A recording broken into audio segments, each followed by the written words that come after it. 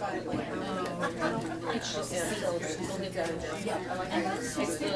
she is an ADHD kid. And some days she'll get as amazing to me that she can have to sit in because she just was always. So, ladies, Facebook. Who's not on it? Dolly, are you on Facebook? No. You're supposed to say who's not. So I have it on my phone. My husband's a techie guy, I put it on my phone.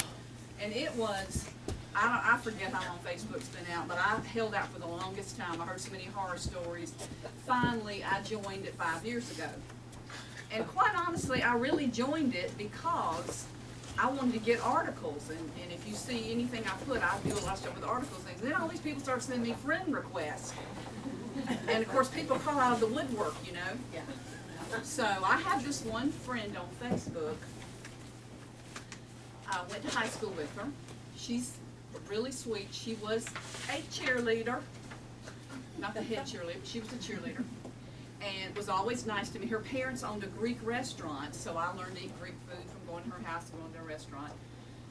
And over the years, she was always good to me. She married, moved away. She was in the D.C. area. So she's one of the people I have on Facebook. But everything about this girl's life, if it's 2 words, everything is wonderful and perfect. And everything she posts is wonderful and perfect. That's what I used to call the Christmas letter people. Now it's the Facebook people. So, I mean, and this is the true story. So she married a little bit later in life. Now, way before the Big Fat Greek Wedding movie, this girl had the wedding 10 plus years before, and I went to it. Probably one of the funnest weddings I've ever been to. So she did that. Then she moved away from South Carolina, got married, and had her kids like boom, boom, boom in a row. Because she was like maybe 32 when she got married, had her kids pretty quick. So everything she posts, they're always at some national baseball game or football game, and you know, that kind of thing. Her house, I kid you not, I believe it's the size of Rhode Island. Okay? It's huge. So I'm always seeing this stuff. And then her first daughter graduates from college. And let me back up and say, all their trips are always to Greece or somewhere. It's not just Myrtle Beach or, you know, places like that. So her first daughter gets out of college, and guess where she goes to work? She gets a job with Apple. And I don't mean Apple the store, I mean Apple the corporation in California, San Francisco. So this is just her whole life. So I'm thinking, dadgum, you know. looks pretty good. So, but I saw her last month. I had my 40th high school reunion about 3 weeks ago in South Carolina. So I went and I saw her. Well, her husband wasn't there. Of course, mine didn't go either, but that's just because he's an introvert.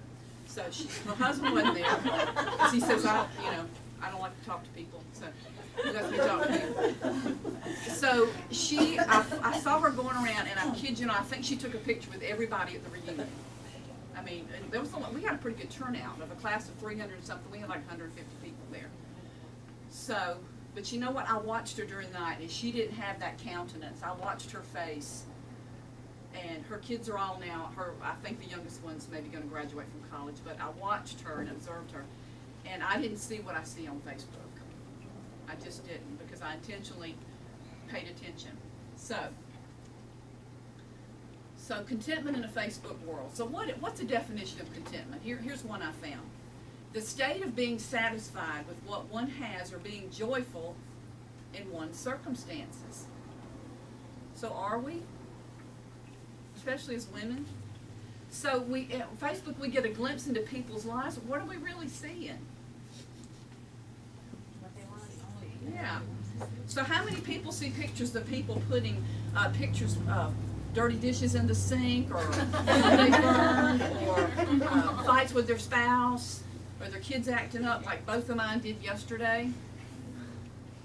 I've had so much spiritual warfare with my children the last 2 days. Probably should have put it on Facebook, but I'm sure. And that is the truth. Nothing like driving from Gainesville when you're getting an earful all the way home. So, comparison is an enemy to Christians. So if we all had Bibles, in the book of John, in chapter 21, there's a couple of verses, and y'all are going to be familiar with these verses. Verses 21 and 22. When Peter saw him, he asked Jesus, Lord, what about him? Now, he's talking about John. And those of y'all who are real familiar know that John described himself as the disciple that Jesus loved. You know, a lot of people think maybe there was a lot of envy there where John was concerned. So when Peter saw him, he asked Jesus, Lord, what about him? What about Samantha? Jesus said to Peter, if I want him to live until I come again, how does that concern you? Follow me. Everybody got quiet. So Facebook kind of makes our lives come across as perfect, but if we buy into that, we can become discontent. Who would agree with that? Yeah? As I was putting this together, I came across a book I want to read, and I think it's been out about a year. Does anybody ever read Proverbs 31 Ministries devotionals? And they now have developed quite a few people that put devotionals out, and they've even got some men too, but for a long time it was just a couple of ladies. But there's a lady named Amy Carroll, and I found myself liking her devotionals, and then I heard on the radio the other day, she wrote a book about a year ago. It's called Breaking Up with Perfect.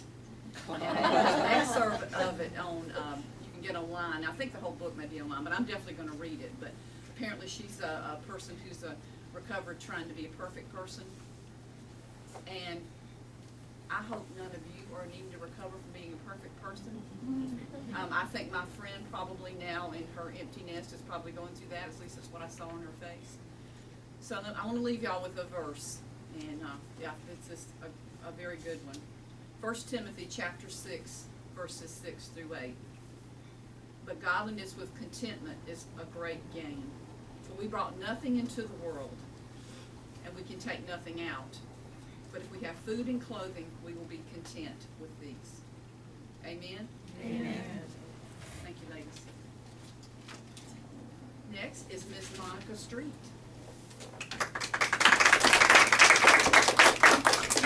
Monica, you get more time because I only took 5 minutes. Big old book.